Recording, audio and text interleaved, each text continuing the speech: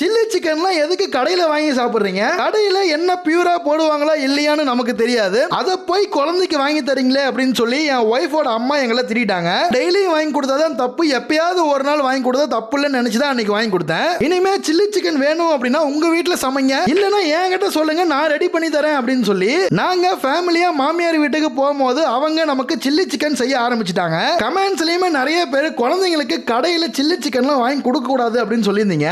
என்னைக்காவது ஒரு நாள் சாப்பிட்டா ப்ராப்ளம் இருக்காது அப்படின்னு சொல்லிட்டு தான் அன்னைக்கு நான் வாங்கி கொடுத்தேன். இனிமே எதுவா இருந்தாலும் நம்ம ரெயின்சிகா பாப்பாவுக்கு வீட்லயே சமைச்சு கொடுத்துடலாம்னு ஐடியா பண்ணிட்டேன். நம்ம ஃபேமிலிக்காக சில்லி சிக்கன் அவங்க ரெடி பண்ண ஆரம்பிச்சிட்டாங்க. உண்மையிலேயே சில்லி சிக்கனுக்கு காம்போவோ அந்த ஆனியனோட வச்சு சாப்பிட்டோம் அப்படின்னா டேஸ்ட் வேற லெவல்ல இருக்கும். கடையில சாப்பிடுறத விட நாமளே செஞ்சு சாப்பிடும் போது அது இன்னமும் டேஸ்டா இருக்கு. நாம ஒரு ட்ரிபிள் சாக்லேட் பிரவுனி பாக்ஸ் வெறும் 250 ரூபாய்க்கு சேல் பண்ணிட்டு இருக்கோம். உங்களுக்கும் வெறும் 250 ரூபாய்க்கு ட்ரிபிள் சாக்லேட் பிரவுனி வேணும் அப்படின்னா இந்த வாட்ஸ்அப் நம்பருக்கு மெசேஜ் பண்ணுங்க.